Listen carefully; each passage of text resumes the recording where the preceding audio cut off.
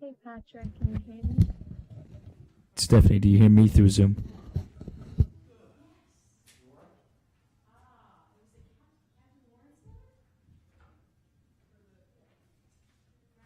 Stephanie, go test your mic. Can you hear me? I can hear you. You're a little warped, but yeah, I hear you. Is this gonna work? Is this gonna work tonight? Oh, good. I'm just doing everything's good. Alright, here's what I want. Patrick, Huh?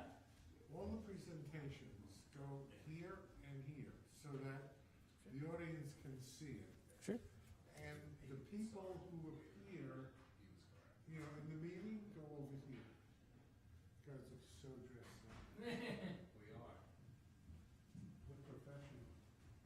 So you want the presentations here? Yeah, I want us to, Yeah, but we need to see. I don't need to see the people. Okay, so you're there's also remote days here. Yeah? I said there's also remote for you.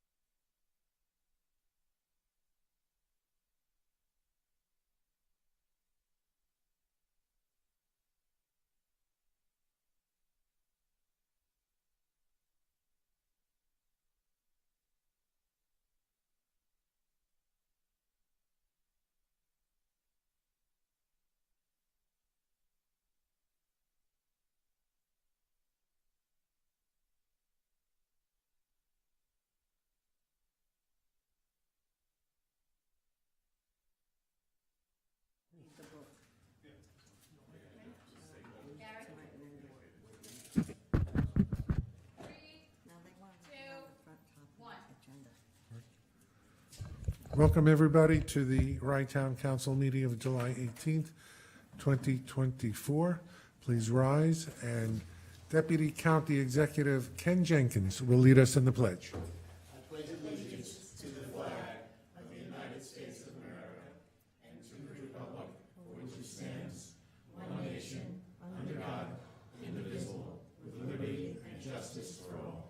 Please remain standing. Heavenly Father, bless this assemblage, grant us the wisdom to make every decision fair-minded and the best interests for all its residents. Amen.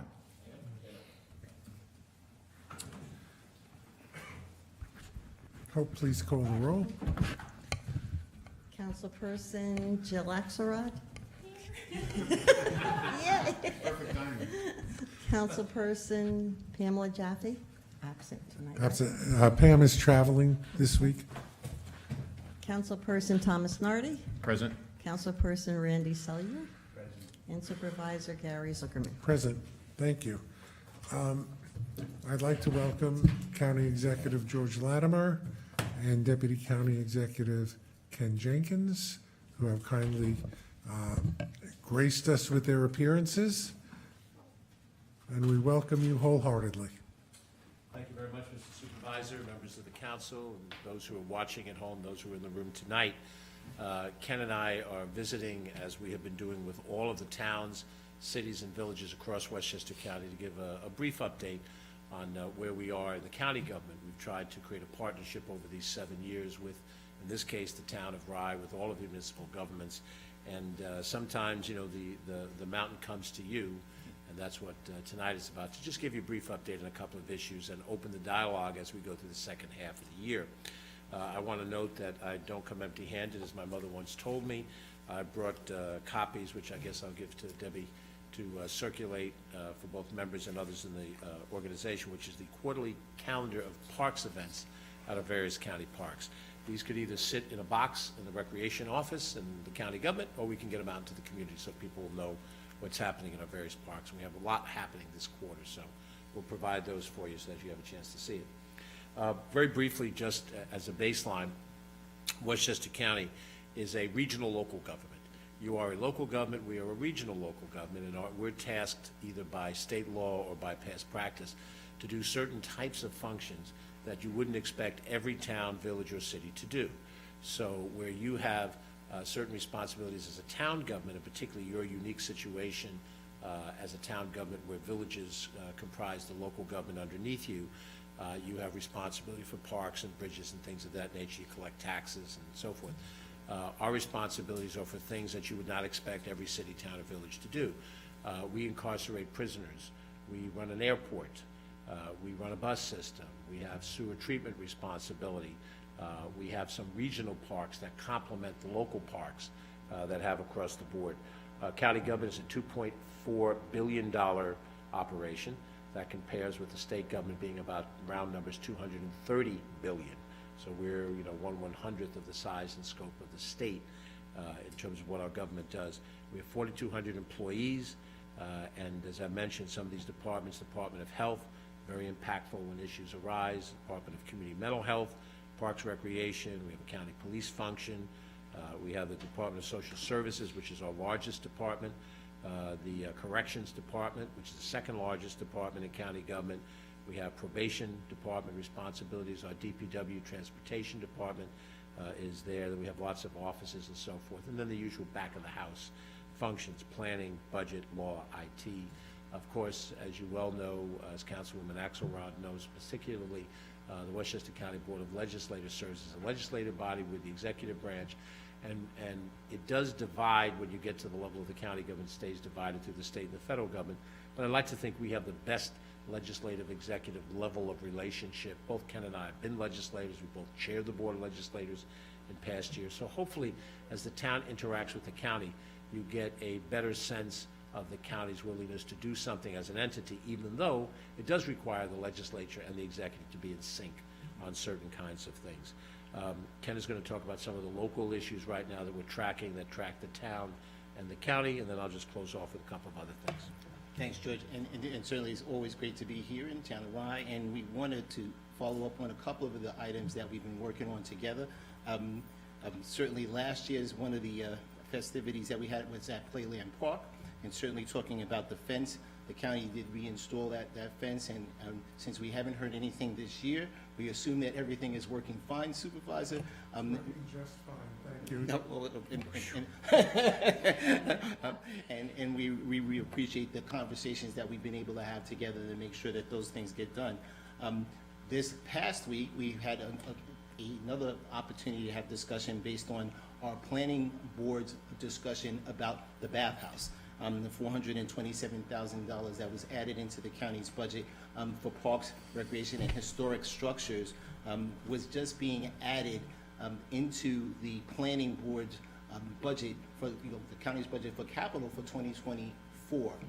Usually that happens in February, but because the amount of projects that the Board of Legislators put forth, they actually asked for additional information to come from the planning board, required that for the Board of Legislators. That was adopted in the last session, and we are trying to get right now the actual resolution, Supervisor, to be able to see exactly what the planning board added to the capital budget. That's the beginning of our process. We certainly will work with the members of the team here and the manager, the town manager, to be able to move that item forward. Supervisor Zugman is well on top of this, so we know that we're going to continue to do the work and the work that the town has done to be able to get additional funds to make sure that that bathhouse can be restored to its grandeur and to be able to move forward, and we're looking forward to that. Finally, we wanted to make sure that we talked about the modifications that were signed into law by County Executive Latimer that the Board of Legislators adopted unanimously for senior citizen exemptions, where there was additions that were done to those exemptions that took out some adjusted gross income dollars to make sure that our senior citizens can get the full benefit of county taxes. And certainly we look forward to the members of the town and the assessor working with everyone to make sure that they get the benefits that they're entitled to. Excuse me, Ken, the town also passed that resolution when it was sent to us by when the state legislature passed it. So I think most of the governments in the town of Rye have passed that. I'm not sure they all have. I know that we have, and I believe the Portchester School Board has, and I know that the Portchester Village Board was considering it, and I believe that the Rybrook Board of Trustees may have passed it as well. Thanks. So just to recap, we had this conversation with the Rye-Town Park Commission just a couple of nights ago, but we operate on a calendar year fiscal year, and so this is the middle, just slightly past the middle of our fiscal year. We're in the process of starting to prepare for the 2025 budget year. In October, we released to the Board of Legislators for their review the capital budget, and that would include a host of different things, including things that have been carried over from past budgets that have been adopted. Now, because of the unique situation here, there are capital projects that directly affect the Village of Portchester, the Village of Rybrook, or the Village of Mamaroneck. They aren't directly a town responsibility, but they fall within the jurisdiction of the town. So those capital projects become of importance to look at. Some of them are delayed, such as the money that we've set aside to redo Westchester Avenue from Bowman Avenue to the heart of downtown, awaiting for sewer, an improvement project. But those are things that we can dialogue about offline as we go forward. We also then have an operating budget that will be given to the Board of Legislators on or about November 7th, I think, or 8th, in that time frame. That's where we find out the tax rate, but more importantly, everything else that goes into our situation. I would say that as we monitor at mid-year where we are with the budget, we're balanced, and we expect to close our county budget in good order. We have a good reserve fund, but we have watched that sales tax revenue has not been growing at the projected rate. Right now, sales tax revenue through the first portion of the year is ahead of where we were last year, but it is not growing at the 3% rate that we projected when we put our budget together. We have other revenues that can offset, and we can certainly take actions to conserve money for our budget, but it's important to know as we get closer to the end of our respective budget years what we think will happen, because sales tax is a revenue stream that oscillates depending on what's happening out in the economy in general. So we share that as a general input, and as we get closer to the main event of the 25 budget, we'll share that information sort of freely. And then the other point I want to mention before we close, open up to any questions that you have, is that as we know, the state legislature passed a year ago a law that would require towns and counties to align our elections from odd-numbered years into even-numbered years. At the county level, it does not involve county judges, it does not involve the district attorney nor the county clerk. It does involve county executive and county legislators. So we have passed enabling legislation which is on hold until the cases that are in court have been adjudicated. And if a court determines that somehow this law that was passed by the state is unconstitutional, then there'll be a back and forth. We won't take any action until all of the judicial actions have been taken. And if it determines that at the trial level, it ends up one way, but it goes on appeal, we'll still wait to implement. But what it would mean for us and for you as well, that we would then have to implement that law and change our respective elections from odd to even-numbered year. As we are looking at it at this stage of the game, 25 would be the year that we would make those adjustments if the law has been deemed to be constitutional and is in place. That would make the county executive race in 2025 be a 3-year term, which would align it then to an even-numbered year in 2028 going forward. Now, there is a referendum on the ballot this year, which the Board of Legislators has adopted. I support the legislation from my past experience, but it would allow for county legislators to have 4-year terms. If the voters were to pass that referendum in November, then that would be implemented in 2025, and then the transition reality would be that county legislators would run for a 3, not a 4-year term to align odd to even. A little complicated, and for the residents, it probably sounds like a bunch of gobbledygook, but it ties into what you know as well as we do, our structures. This does not apply to villages, it does not apply to cities. Those, if the state determines that they're going to move those elections to even-numbered years, then they would have to do that with a referendum. But in the meantime, they do have the authority, they certainly have the authority to do it by law, which is what they've done, and so we'll see how that turns out. You're in the same boat that we're in, and you'll figure it out as we figure it out, but we just want to highlight that for you. The 2 legislators that represent parts of the town of Rye, Nancy Barr and Catherine Parker, are both participant in the process, both for the 4-year terms and for the adoption of situations. Legislator Parker is term limited under our existing county laws, as am I, and she would, under normal circumstances, complete her 12 years of service in 2025. Legislator Barr is not term limited by those laws. So all of that will go into the mix, but for right now, you have their legislators, you have us in the executive branch, and we're happy to work with you going forward. Thank you. Questions from the council? Come on, there must be, We put him to sleep. We apologize. No, I just want to say that, it's been a pleasure working with you.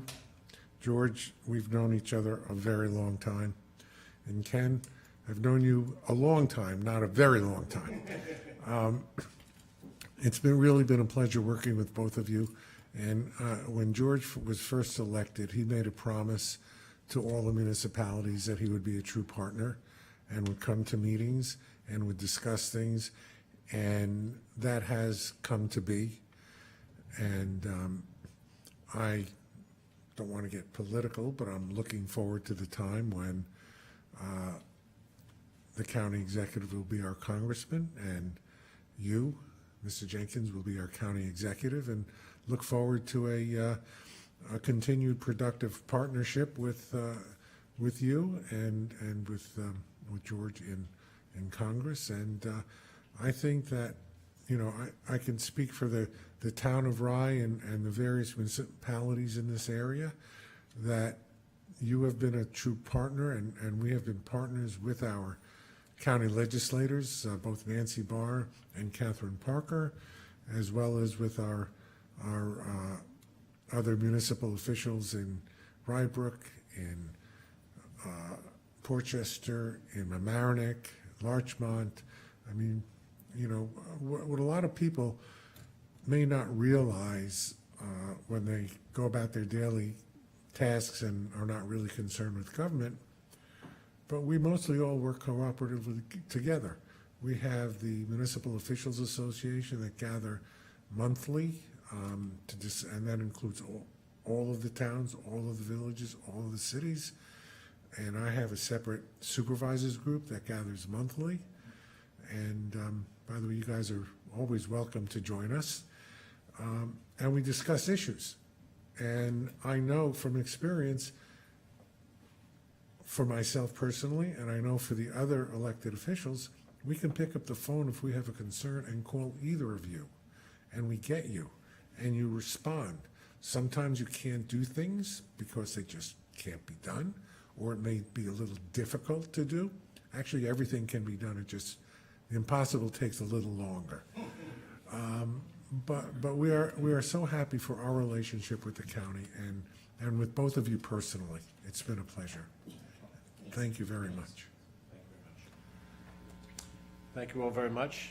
If there's no other questions, we'll bid you good evening and good luck with your audit. You're also, well, unless somebody lied to me, the audit came out very well. So, thank you. And you can stay for the rest of the meeting, feel free. Thank you for the offer.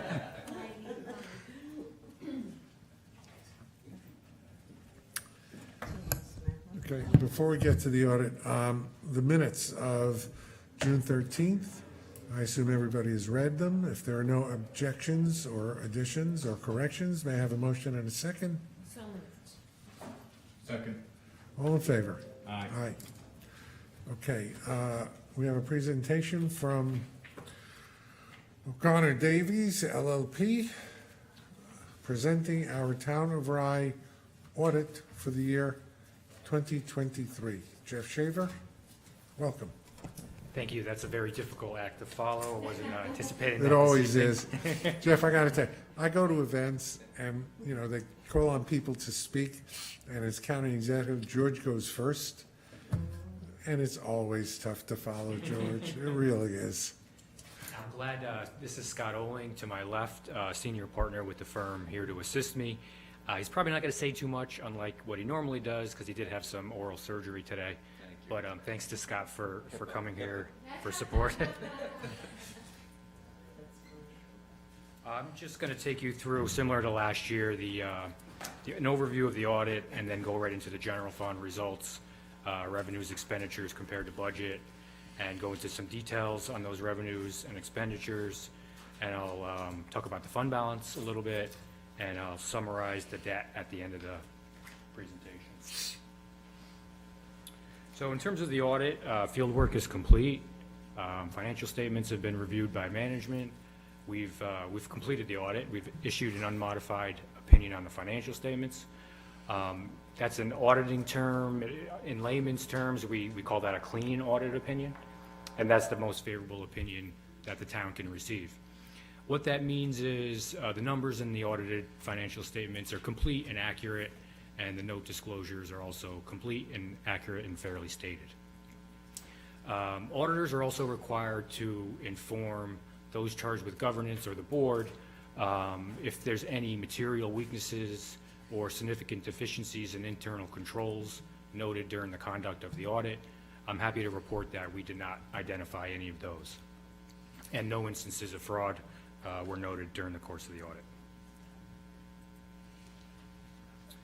In terms of the financial statements, we like to say the only part of the audit document that belongs to us as auditors is the auditor's opinion, where we state that it's an unmodified opinion. The rest of the numbers in the financial statements is the property of the town.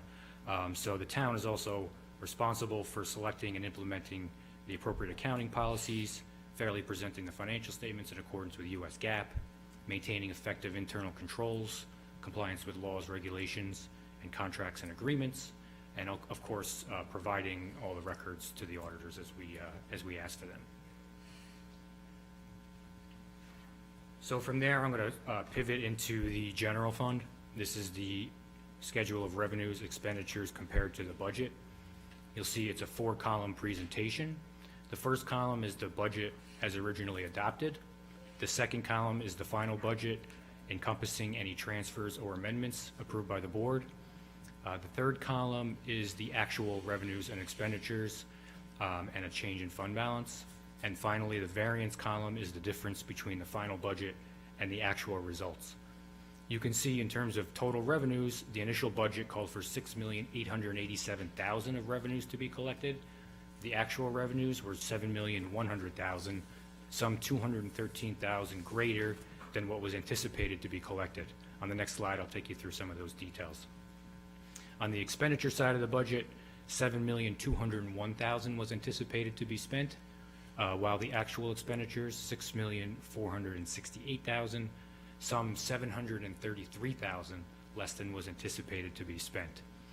You'll see on the bottom left hand, there's a number 353,775. That's the amount of fund balance that the town board adopted in its budget to balance it, or use that amount of fund balance in their adopted budget. To said in another way, if the town collected every dollar it anticipated and spent every dollar it anticipated, its fund balance would have come down by that $353,000. However, as I stated before, you generated more revenues than anticipated and spent less than anticipated, for a total positive budgetary variance of $946,000. The difference between the anticipated use of fund balance and the budget surplus becomes your actual surplus. So that was an increase to your fund balance of $592,379. We started the year with fund balance, general fund balance of $4,641,000, and end the year at $5,233,000. Some details on the revenues. Largest revenue item would be the real property taxes, coming very close to the budget. That number will fluctuate as tax collections on old receivables can change that number. Other tax items represent mostly interest and penalties on those property taxes. You'll see that was slightly less than what was budgeted, $258,000. The big positive variance this year, use of money in property, that's a state code, and within that code is where you would record interest income. So the interest income was very favorable this year. Interest rates increased significantly at the end of 22 and stayed high into 2023. Most municipalities did not anticipate that in their budgets for 2023. So it's common that we're seeing the budget for interest income being much lower than what actually was achieved. So certainly a positive note, $557,000 greater than what was anticipated. And I'll also compare it to 2022 when you only collected about $80,000. So it went from $80,000 to about $582,000. So definitely a significant increase there. Fines and forfeitures are the fees and fines and fees collected by the Justice Court, approximately $188,000. What was less than what was budgeted. There was a small piece of federal aid that was not budgeted, and that's related to FEMA. And state aid, there's a few different items in there. One is the mortgage tax distribution, which the state requires us to call state aid, and also the per capita aid, and that was some $45,000 greater than what was budgeted. As the real estate market did take a little bit of a turn for the worse in 2023, you'll see the numbers did drop from 22 into 2023, where the 22 numbers were $1,468,000 between those two categories, and the 2023 numbers were $1,242,000. So down slightly, but it appears that you did anticipate that when adopting your 2023 budget.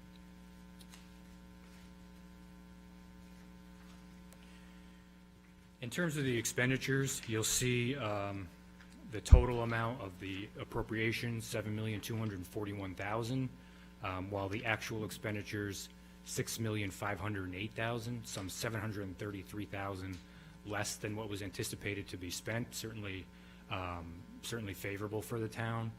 Most of the savings was achieved in the general government support category. That's where all the town administrative functions are generally housed. Some of the significant variances were in the finance department, $230,000, law, $203,000, the executive branch, $96,000, and also you had some contingency budgeted that was not spent at all in the amount of $100,000. And a few other of the smaller variances in that category, bringing you to that total of $813,000. And that really was the story in terms of the appropriation side of the budget, is where you generated all your savings within that category to bring you to a net variance with the final budget of $733,000. So what does it all come down to? What does it all lead to? The general fund balance. This is a 2-year presentation. You'll see again, I mentioned the total fund balance in the general fund. Total fund balance, $5,233,000 at the end of 2023. At the end of 2022, it was $4,641,000. Comprised of these various buckets, the non-spendable category represents prepaid expenditures. Typically, the town would pay bills in December related to the next fiscal year, and that's earmarked or carved out to show that you can't spend that on anything else. You can't use those funds on anything else. The restricted fund balance relates to debt service. That was a premium you received on the last bond you issued, and you have been utilizing that debt service reserve to offset your expenditures, with I believe 2024 being the final year. So that 161 is slated to be used to offset debt service expenditures in 2024. So going forward, unless there's a new premium, that number would be zero next year. And then there's the assigned category, the amount used to balance the 2024 budget of $325,000, up from $180,000 in the 2023 budget. And then that leaves us with the remainder fund balance, what we call unassigned fund balance, not earmarked specifically in any way by the town board, unencumbered, available for discretion at the use of the board, and that number is $4,680,000. Compare that to the 2024 budget, which is approximately $7.5 million. You're looking at roughly 62% unassigned fund balance compared to your budget. One thing we always talk about at the caution to the board during my presentation, and I know the comptroller always talks about it, is the town does tax collections for all the other municipalities within the town, even though its budget's only maybe $7.5 million. It's collecting property taxes for all these other municipalities, totaling roughly $180 million. When those go uncollected at a certain point in time, the town has to pay those funds over to those municipalities, regardless of whether the town has collected them. In the past, that number's typically been around $2 million. The fund balance serves as a cushion, if you will, in order to allow you that cash flow to give those funds to the other municipalities while you're waiting collection on those old taxes.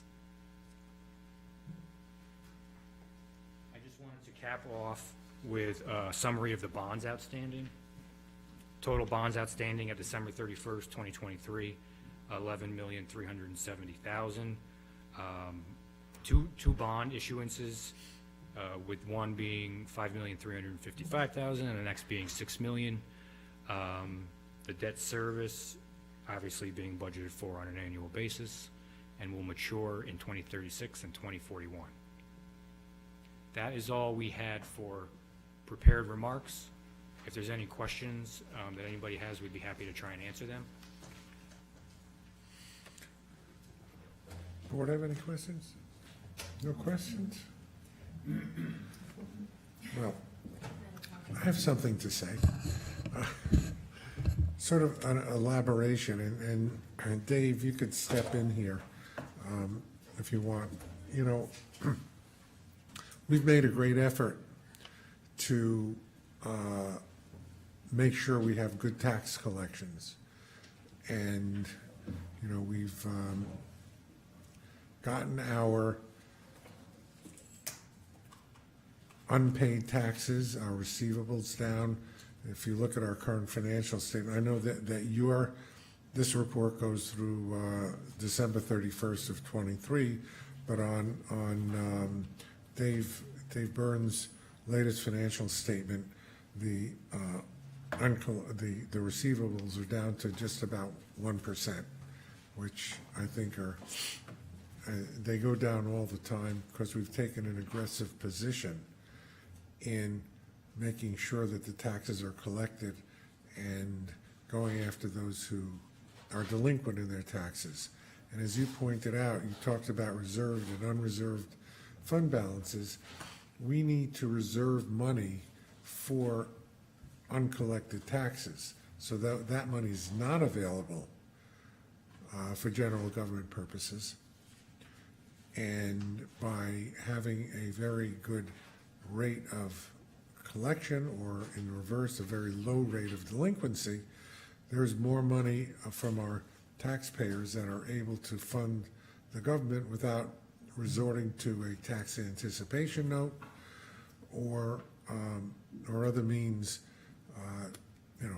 that would be harmful to the taxpayer. Because, and I say this as a prelude to something else, those people, the 99% of the people who are current in their taxes, actually have to support the 1% who are not. And that becomes a problem for the reasons that I just outlined and more. Also, I just want the public to be aware of a piece of legislation that was passed this year by the state legislature and is waiting the governor's signature, which decreases the interest that the town could charge for delinquent taxpayers to the prime rate, whatever that may be. It's a fairly complicated piece of legislation, but I wanted the residents, while you're presenting this audit, to be aware of this, because this may have an adverse effect on our budget. We collect, I don't know if you said the actual figure, our interest and penalty figure. Do you recall what that was?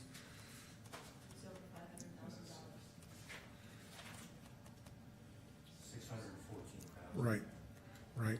And I spoke to Dave Burns about it, and if the governor signs this legislation, we may have because of the decrease in rate, because we charge more than 12% now, to decrease the rate practically in half may cost $200,000 to $300,000 in interest and penalties out of our budget. And where does that have to come from? It comes from the taxpayers who do pay their bills. So this is an important piece of legislation that I have written to the state senator about. The Association of Towns has sent a letter in opposition to the governor signing this bill. And strangely, it affects towns only in Westchester, because we in Westchester, Westchester towns, as you pointed out earlier, guarantee the collection for the schools, the villages, and the county. In every other county in the state, it is the county that guarantees the collection. And in most cases, obviously, the counties are much larger than the towns. They can absorb it a little bit better. So this is an important piece of legislation that I just want people to be aware of, and the fact that we're on top of it, and we are trying to take action with this regard. So just wanted to throw that out there into the ether so people are aware of it, and it's public. Any comment on that? Nope? No? Okay. It's out there. Anyway, is that your presentation? Yes, it is. Thank you very much. Very good presentation. We have a motion to accept the audit. I don't know why we do this. It's a policy. We don't have any power over the audit. The audit is what it is. And we don't have, obviously, any objections. It's a very favorable audit. So may I have a motion and exception on item number 4.1 to accept the town audit by O'Connor Davies. So moved. A second. Call the roll, please, Hope. Councilperson Axelrod? Yes. Councilperson Thomas Norrie? Yes. Councilperson Selyer? And Supervisor Zuckerman? Yes. Thank you. We'll see you next year. And we'll see you next month at the commission meeting.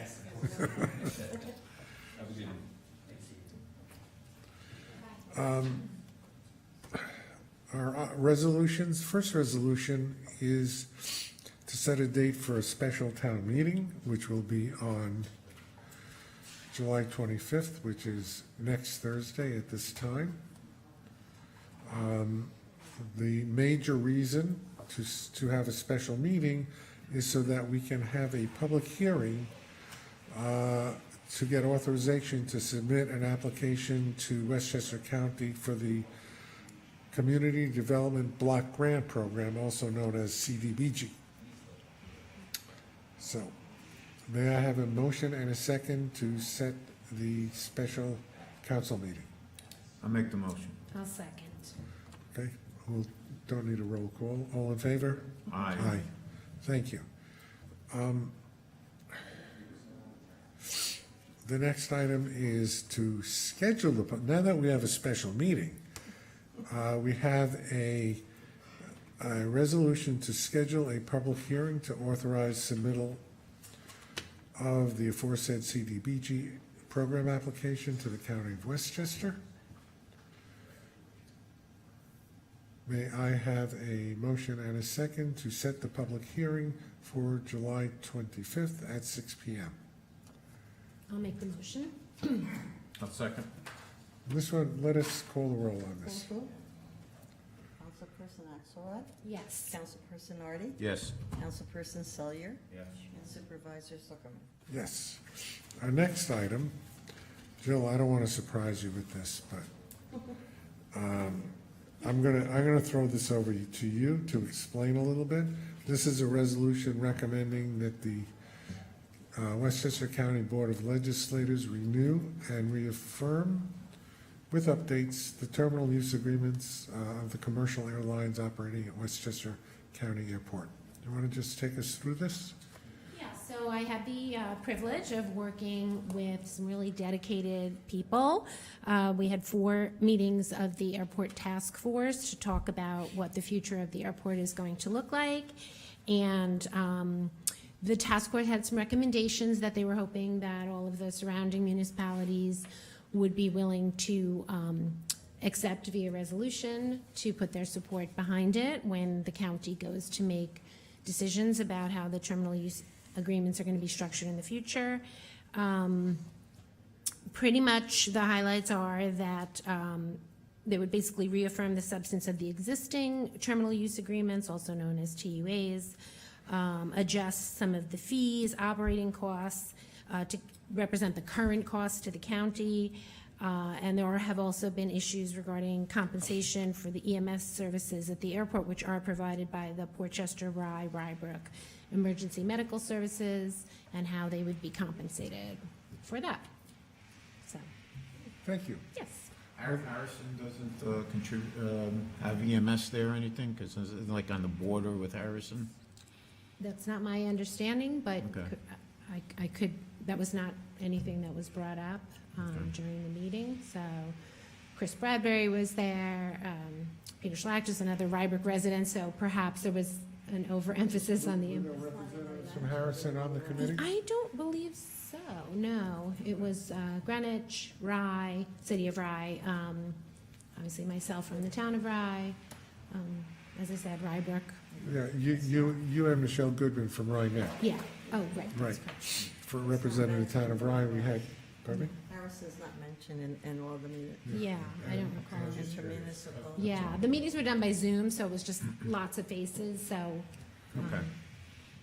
I'm sure in the beginning we all introduced ourselves, but it can be challenging to remember everybody's name, let alone where they're from and all of that. But I really do want to take the opportunity to commend the members of the task force, who did devote their time, their energy, their knowledge to really making sure that everything that happens will be in the best interest of the residents of Westchester County. Obviously, the airport is a huge part of all of our lives, particularly those of us who live in proximity to it, and it's important. So I do want to thank everyone.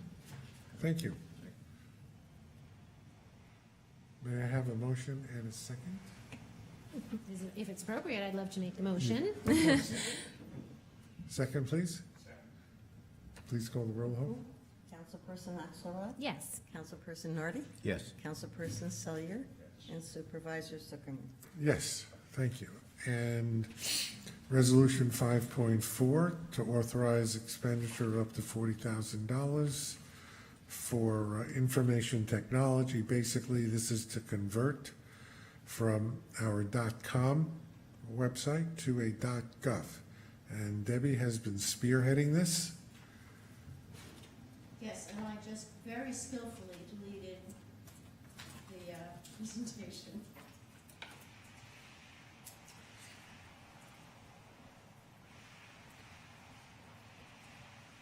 And this is a program, all of you have received this, the deck that explains our transition. It is a multi-phase process. We have done all of the bottom of the iceberg preparation work, planning how we're going to approach our transition to .gov. I just want to remind you that this is taking on a .gov email address.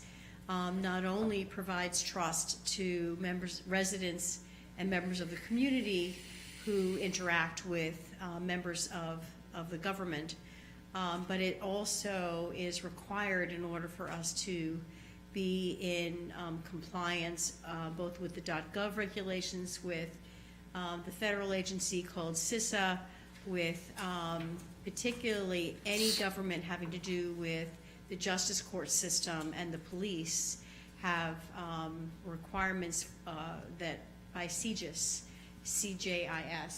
that we must comply with. And by transitioning to .gov, we accomplish all of that. And between the software and the labor to enable this transition, we're asking for a capital authorization of up to $40,000. We expect it will be less, but we put it at $40,000 to be safe. Do you have questions? I'm happy to walk through this if you'd like. I think we've been exposed to this. Just I think for the residents who may be viewing this either now or in the future, every government in the state of New York, at least, I'm not sure if it's nationwide, but certainly in the state of New York, is going to be required to migrate to .gov for security as well as other reasons. And it's my understanding also that basically we're going to be migrating to Office 365 as part of this. Is that correct? That is correct.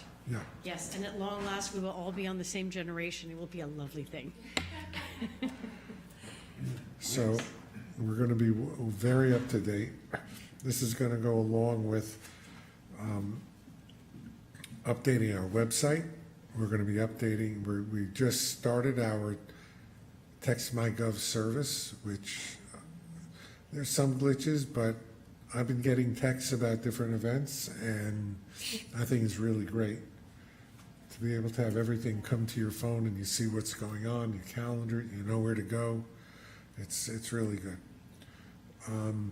People will want to know, actually, this was my question when we started this. How did we come to the $40,000 figure, and did it go out to bid? And Debbie explained to me what she's going to now say. We as to what the price is. our information technology provider, DCC Inc., will be handling this, and we are piggybacking on the contract that was adopted by and put out to bid by the Village of Portchester.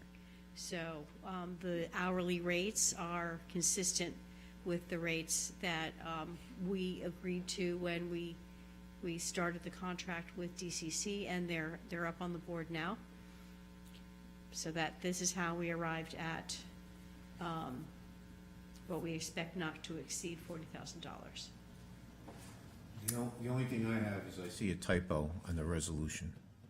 It says current domain name of rydtownnewyork.gov to rydtownnewyork.gov.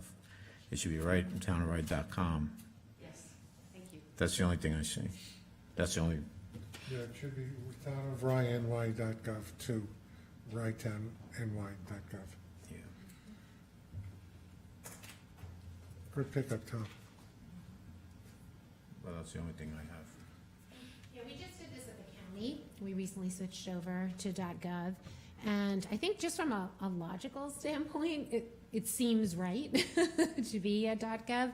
And of course, we did have discussions with IT about the safety that it will bring in having the proper domain name. So I'm all for it. I think it's a great We'll idea. follow your lead. Yeah, and I'm glad we were able to do something in conjunction with Portchester to try to get the best price that we can for a service that we need. All right. Any further questions? Nope. Motion and a second, please. I'll move. Call the roll. Councilperson Axelrod? Yes. Councilperson Nardi? Yes. Councilperson Selyer? Yes. And Supervisor Zuckerman? Yes. Thank you. And now we get to the fun part, our tax cert resolutions. I think we're gonna have Charlie talk to us. Good evening, Charlie, Town Assessor. How are you doing this evening, everyone? We're good. All right. Where are we starting first? The point? We're gonna start at the very beginning, which is a very good place to start. For those from the, yeah, the 5.5, that's the Bowman Avenue. Yep, Bowman Avenue, the point. This is a small apartment complex on Bowman Avenue. There's a few years at stake. A couple years were withdrawn out, 20, 21, and 22. Those were withdrawn. We have 2 years that with refunds, 2018 and 19. Town is approximately $250. We're looking at the village at approximately $16,500 and the school district at approximately $23,000. We've spoken to the school district and the village. They're aware of this case. It's been going on for a few years, obviously since 2018. They know the expenditure, and we spoke to them last month in regards to it, so they're expecting this. Just let me just say this preliminary to all of these. When a property owner files a tax cert, it's obviously, it's a legal proceeding, and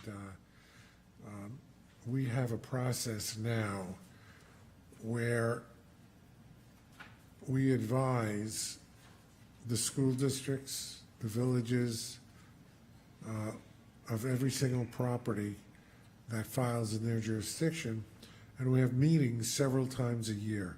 We used to have them quarterly when we began, and right now it's 3 times a year at appropriate times, so that each of the taxing entities is completely aware of what properties have filed a tax cert, where in the legal proceeding it is. In other words, have they filed a note of issue or not, meaning to get on the calendar?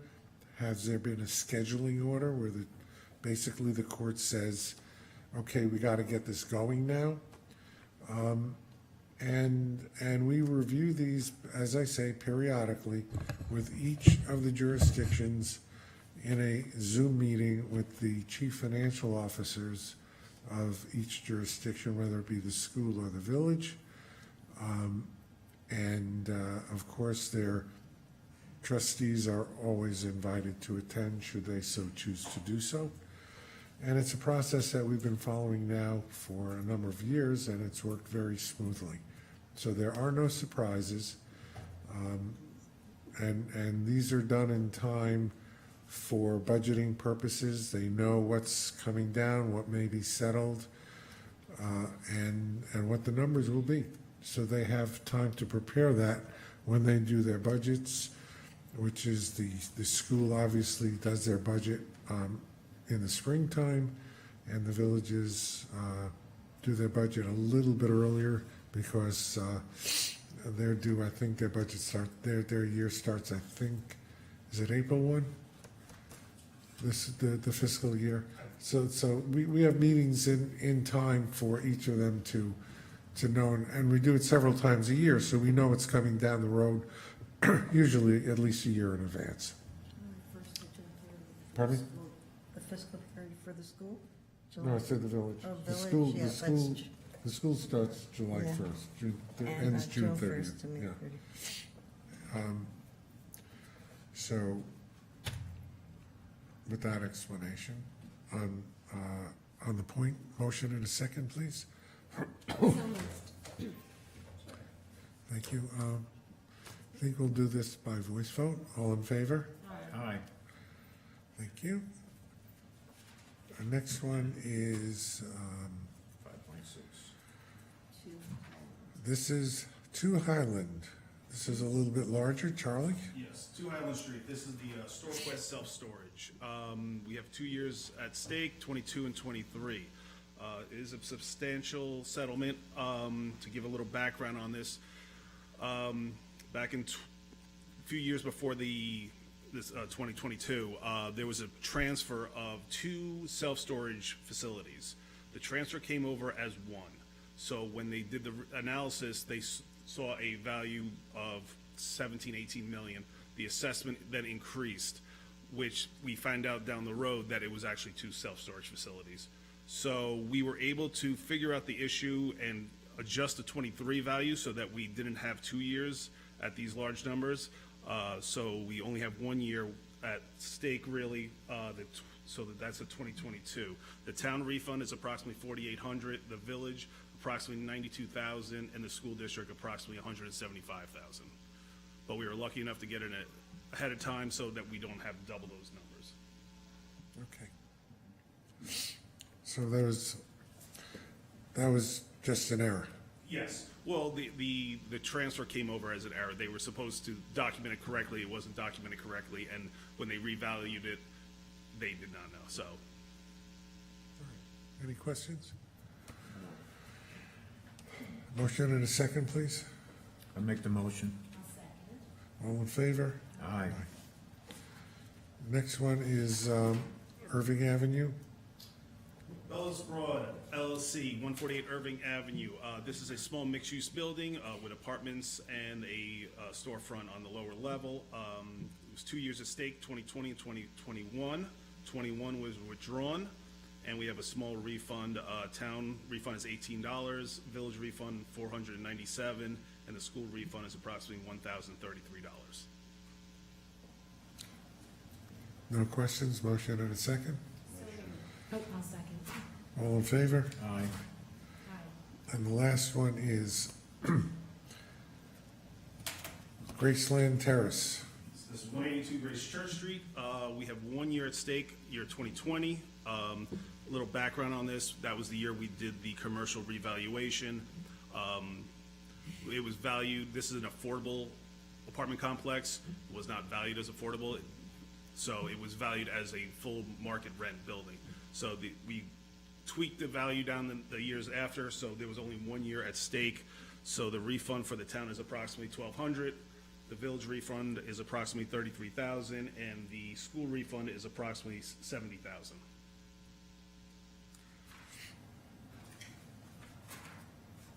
Any questions? I'll second. All in favor? Aye. And that concludes the resolutions. Thank you, Charles. Don't go away.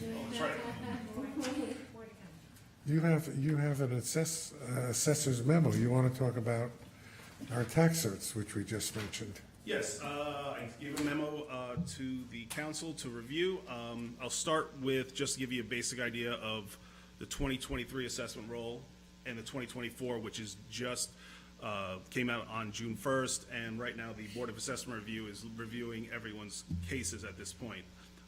We had a increase over from 2023 to 2024 on the residential properties of approximately 4.34% in market value. Commercial properties also went up. They increased approximately 2.73%. So both residential and commercial saw an increase this year. Much less than it's been the last few years, but it's still on the up. Speaking about the Board of Assessment Review, our grievance numbers are trending in the right direction at this point. From 23 to 24, we're looking at a reduction in grievances of approximately 9.4% on residential properties. The bigger and more interesting number is our commercial grievances have dropped from year 2023 to 2024, approximately 33.5%. Overall, grievance total across the board is approximately 19% reduction in all complaints. So, which is an interesting number to look at. Something also interesting, commercial withdrawals. Due to the law that we had passed back, I don't remember what year it was passed, in regards to having INEs come in, we seem to, every year, if people don't really feel they have a case and they have filed and they don't want to file the INE, this year we had 8 people withdraw their grievances in regards to their commercial property, probably mostly due to the INE law. Last but not least, we're looking at the total number of grievances per parcel. We're looking at, right now, only about 2.8% of residential properties are complaining about their value, which is down in the last few years, and commercial properties, only about 7.4% of commercial properties are feeling that their assessments are overassessed. So these are just the grievances, not the tax cert filings. No, those are not. Now, just for the edification of the public, in order to do a tax cert, which the public has just heard us approve settlements on those cases, in order to file a tax cert proceeding, you first have to file a grievance and go before the Board of Assessment Review, which completes its determinations by September the 15th. Correct, Charlie? Correct.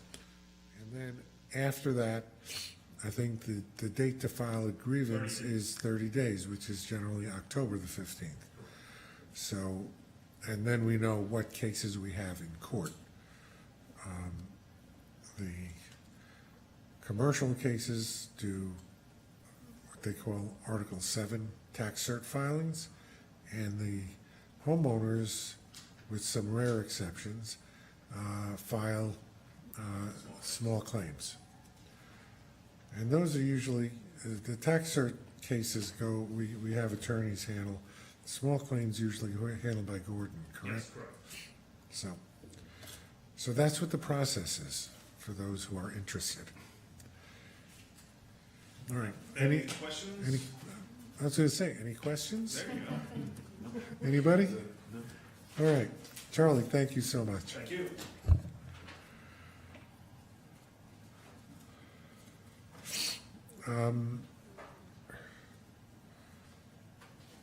Are we going to have a Crawford? Let me do Davey. Financial. Dave? I have no additional reports unless you have any questions on Well, I made reference to the fact that from last year to this year, our total receivables went from 1.19% to 1.01%. Yeah, so Which as is of good. June, yeah, I'm sorry, as of June 30th, they're 2.27 million. June 30th also includes the make-whole for the villages. So, when Jeff was referring to the tax levy at 180 million, it's more like 240 million when you include the villages in there. So as of whatever's outstanding as of May 31st, then the town makes the villages whole for uncollected taxes. So, that June 30th is the high water mark. We've already identified the county, we've already made the school districts whole in April, and we'll be making the villages whole in July. So this is the high water mark. Typically, we look to get to about 1% by the end of the year. By December 31st, we're already there. So obviously, that's the reason why our interest and penalties, our interest income was 500,000 because our tax receivables are low. So we have cash reserves that we can invest in CDs and New York class, and we're earning, a nice interest rate in the current market. So, which we are still doing in 2024 as well. All right, great. Anything else? That's it. Okay. Thank you. Are we gonna have a report from, on Crawford Park today or not? Well, both Vic and Candy are attending on Zoom.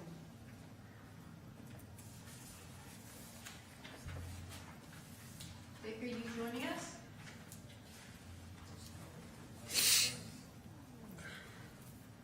You're on mute?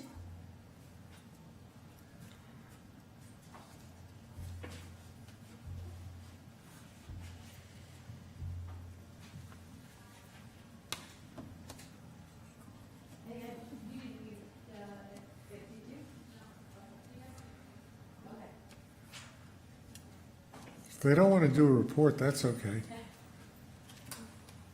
Vic, are you there? Candy, are you there? All right, we'll skip them. If they come on, they can scream. Oh, I just heard something. Candy, was it you? Yes. Is there a Crawford report? I believe I sent it to you. There is a report. Okay. Thank you. Would you like to present, or we'll circulate it to the board? Circulated is fine. Very good. So we'll circulate it. Thank you. Is Vic on? He's there. Let's just talk about the ball field. I don't see him there anymore. All right, I'll report on the ball field. Okay. Ball field is complete. We are going to, there may be some little fixes that still have to be done. Vic is projecting that the fence will come down around August 15th in time for band camp. And we're gonna plan on having the marching band burst through a ribbon, I hope. That's the plan. I don't know if that's gonna come off.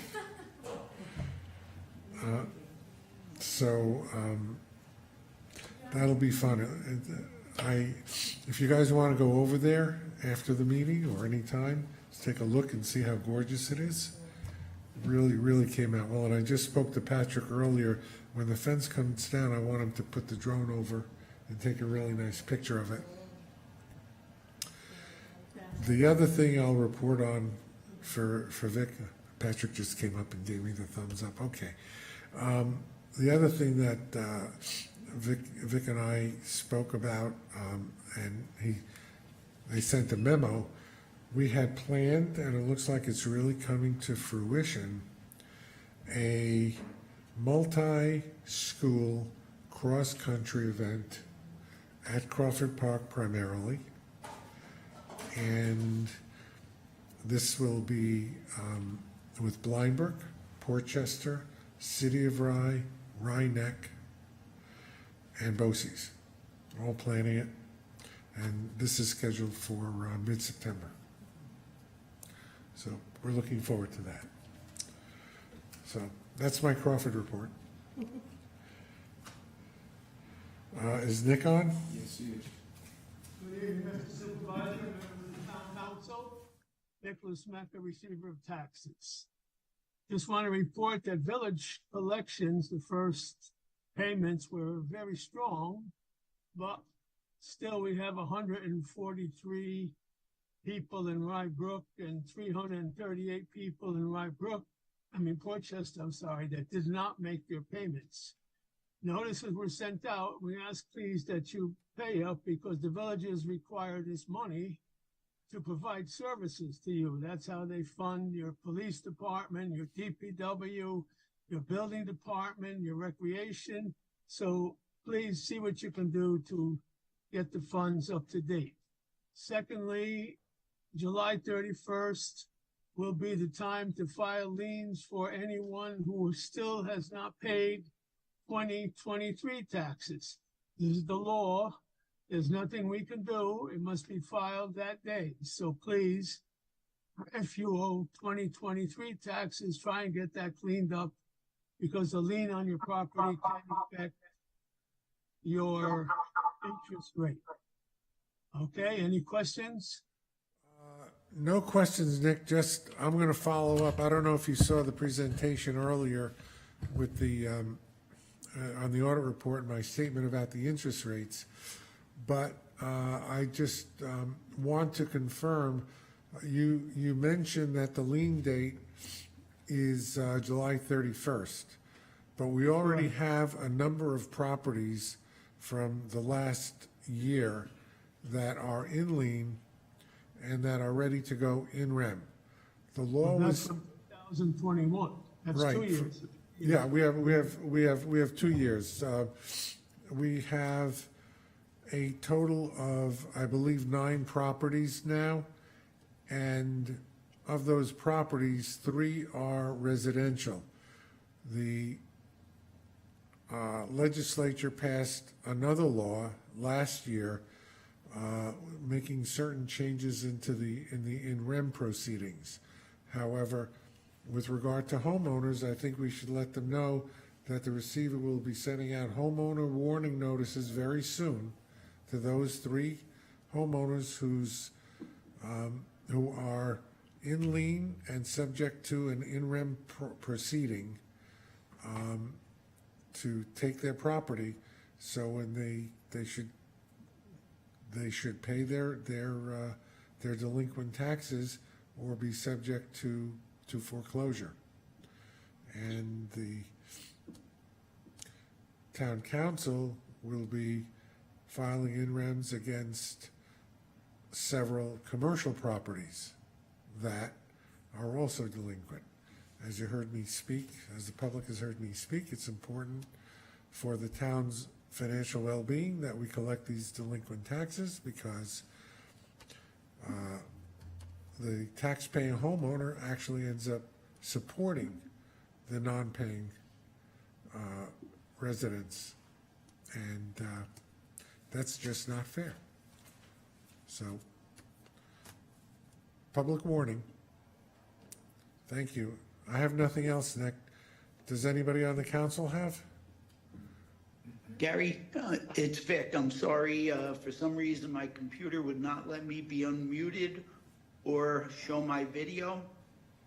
The actual date for opening the field will be August 19th, the day the band camp from Portchester starts their camp. I actually received a call today from Portchester Little League about our baseball field. And yes, with the cross-country meet, all schools, the city of Rye High School, Rye Neck High School, Portchester High School, and Blindbrook High School have all confirmed they will be there. I think that's fantastic.